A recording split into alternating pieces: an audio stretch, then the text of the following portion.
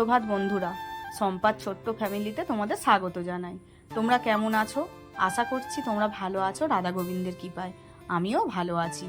এই যে ঘর মোছা হয়ে গেছে, বাসন মাজা হয়ে গেছে, সব কিছু সেরে তোমাদেরকে আর দেখাইনি। এই যে আমি চলে এসেছি ঠাকুর ঘরে। আমি কিন্তু ঠাকুরের কাজটা তোমাদেরকে প্রত্যেক দিন দেখাই, কারণ আমার রাধা গোবিন্দকে তোমাদেরকে দেখালে তোমাদেরও মন ভালো থাকবে, আর আমি রাধা গোবিন্দকে সেবা করি, আমারও মন ভালো থাকে। কিন্তু আমি অনেক কিছু নিয়মকানুন জানি না, জানো তো। যে যতটুকু পারি আমি মন থেকে ভালোবেসে রাধা গোবিন্দকে আমি সেবা করি। এই যে তারপরে আমার মন্দির মোছা হয়ে গেল, আর মা বাসনগুলো মেজে দিচ্ছে। আমি এই যে তুলসী তলায় জল দিয়ে ধুয়ে দিলাম। আমার তুলসী তলাটা তৈরি করব, জানো তো। ঘরের কাজ আছে এখনো অনেক বাকি আমার কাজ বাড়ির। তখন আমি তুলসী তলাটা ভালো করে সুন্দর করে একটু বানানোর ইচ্ছা আছে। এই যে আমি সব থালা বাসন ধুয়ে এনে ভালো করে ঠাকুরের সব কিছু সাজিয়ে গুজিয়ে নিয়ে বাবা মহাদেবকে স্নান করিয়ে দিলাম।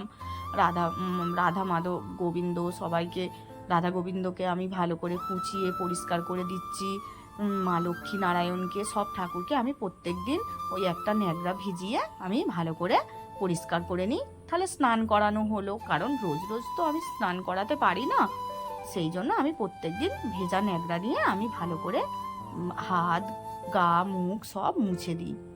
তোমরা আমার ভিডিওটা দেখতে থাকো, তোমাদেরকে আশা করছি ভালো লাগবে।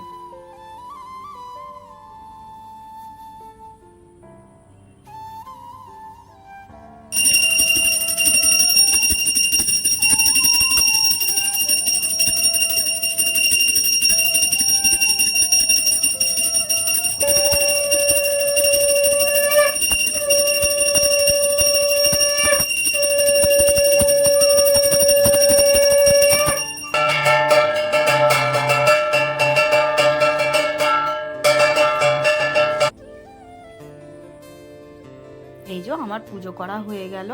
পুজো করার পরে আমি তারপরে এবারে তুলসী তলায়, আর মনসা ঠাকুর আছে, মা মনসা তুলসী মাকে একটু ফুল, জল আর ধূপকাঠি দিয়ে আমি একটুকুনি পুজো করে নিচ্ছি।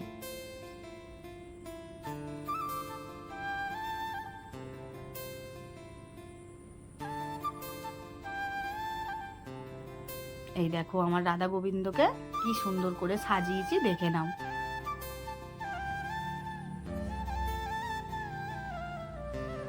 এইগুলো কিন্তু সবই আমার গাছের ফুল। তোমাদেরকে তো আমি প্রত্যেক দিন বলি আমার গাছে দেখো কত ফুল ফুটেছে। সব প্রত্যেক দিনই আমার গাছে এই ফুল ফুটবে। কিন্তু শীতকাল আসছে তো জবা ফুল ফোটা এবার কমে যাবে। তারপরে আমি সকালবেলা না একটু শরীরটা খুব একটা ভালো নয় বলে একটু ভুসির জল ভিজিয়েছিলাম। কিছু ফুলের ভুসি আর আখের গুড় দিয়ে ভিজিয়েছিলাম। আর এই যে মাকে চা করে দিচ্ছি। মা তো চা খাবে, চা আর মুড়ি খাবে, আর আমি একটু ভুসির জল ভিজিয়ে আগে খাবো, ছেলে আর আমি। তারপরে দেখি কি টিফিন খাওয়া যায়।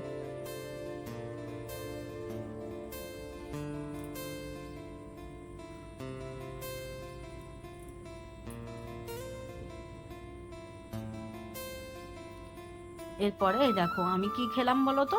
মা বললো যে দুটো ডিম সিদ্ধ কর, একটু ডিম সিদ্ধ খা, আর দুটো মুড়ি খা, ঝুরি ভাজা মুড়ি। আমি ঝুরি ভাজা মুড়ি আর একটা ডিম সিদ্ধ খেলাম, আর ছেলে খেলো একটা ডিম সিদ্ধ আর ছাতু। ভালো করে পেঁয়াজ লঙ্কা টঙ্কা দিয়ে ছাতু খেয়েছে। তারপরে তো এবার রান্নার ব্যবস্থা। এই যে আমি রান্নার কাছে চলে এসেছি।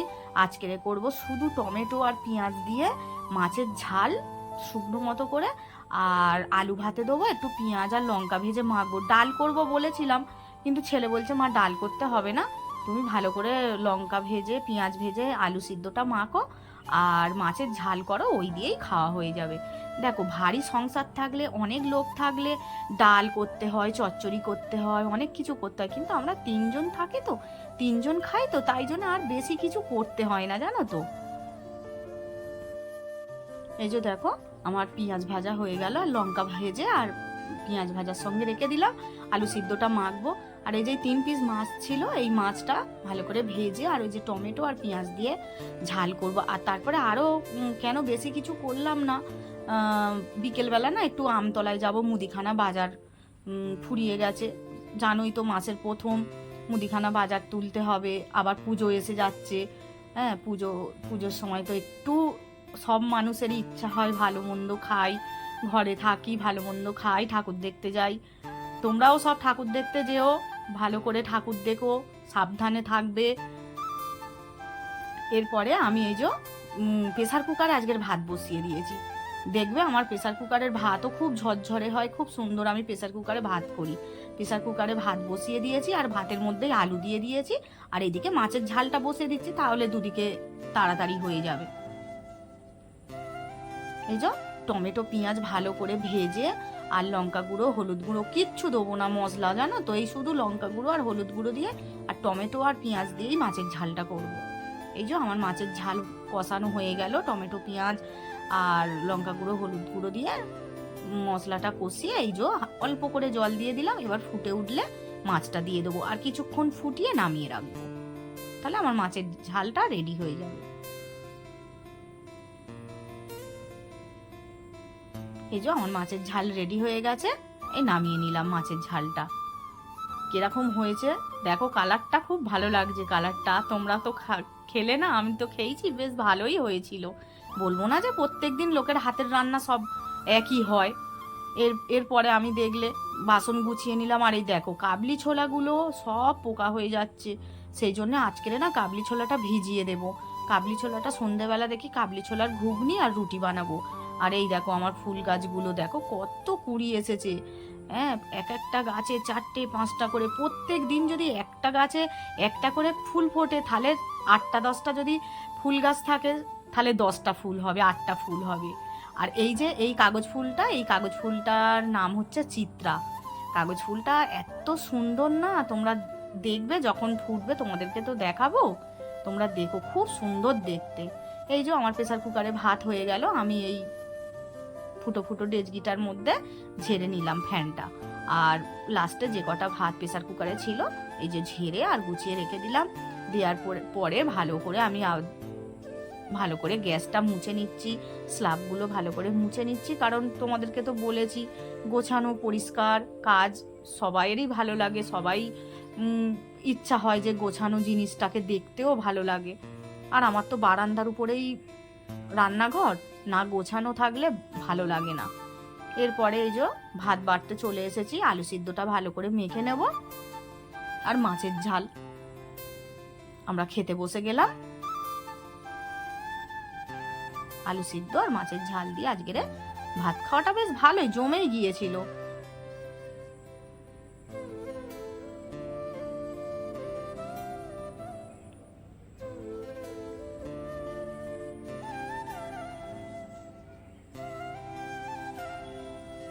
এরপরে এই দেখো আমরা মুদিখানা বাজার করতে চলে এসেছি, এই যে দোকানে চলে এসেছি, মুদিখানা বাজার গুলো করে নিয়ে আবার বাড়িও চলে এলাম। আর আমতলায় গেছি বন্ধুরা, মুদিখানা দোকানে দাঁড়িয়ে আছি, ভীষণ বৃষ্টি। দেখো সর্ষের তেল, মুসুর ডাল, চায়ের দুধ, ছাতু, সোয়াবিন, একটা সস, বিস্কুট, সাদা তেল, চিনি, মৌরি, সার্ফ, ময়দা, সমস্ত কিছু নিয়েছে। এবার সব যেখানে যা থাকে সব একটা একটা করে গুছিয়ে নেবো, যাতে যা থাকে হ্যাঁ বাক্সতে এই বালতির মধ্যে রাখবো, তারপরে ড্রামগুলোতে রাখবো। আর এই দেখো আমার ঠাকুর ঘরে ধূপকাঠি, তারপরে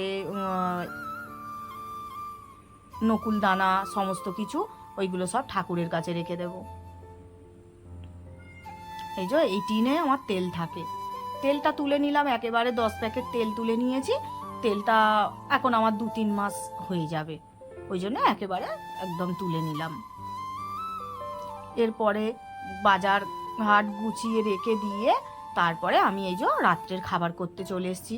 আবার আমার মা ফোন করেনি, কিচ্ছু নয় জানো, আমার মা দেখি এসে হাজির সন্ধেবেলা। আমি বলি ভালোই হলো, তাহলে আমি তো ভালোই ঘুগনি আর রুটি করব, কাবলি ছোলার ঘুগনি আর রুটি, তাহলে আমার মা এসছে। আমার মনটা কি জানি কেন জানতে পারলো আজকের ঘুগনিটাই বানাই, মা আসবে বলে হয়তো, জানো তো।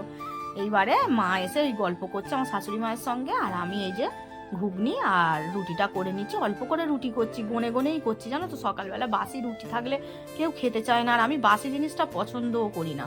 অল্প করব, খেয়ে নেবো, আবার সকালবেলা দরকার হয় গরম গরম 4টে রুটি বানিয়ে নেব। এই যে আমার রুটি হচ্ছে,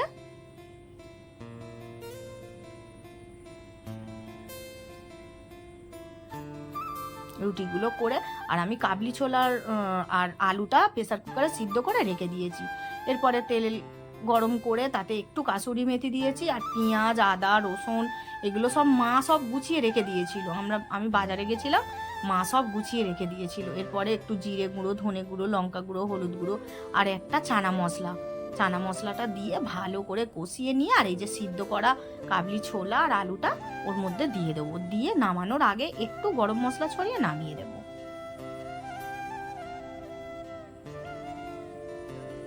এরপরে একটু ফুটতে দেব।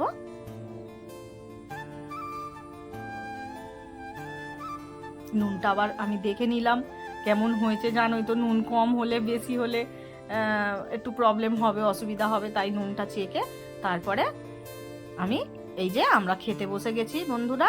আমার মায়ের, আমার আর শাশুড়ি মা হচ্ছে মুড়ি খাবে। আজকের খেতে খেতে কিন্তু ভিডিওটা এখানেই আমি শেষ করব। তোমরা ভালো থেকো, সুস্থ থেকো, সাবধানে থেকো, আর আমার ভিডিওটা কেমন লাগলো তোমরা কিন্তু কমেন্ট করে জানিও। আর আমার ভিডিওটা শেয়ার করে দিও, সাবস্ক্রাইব করে দিও, লাইক করে দিও। রাধে রাধে।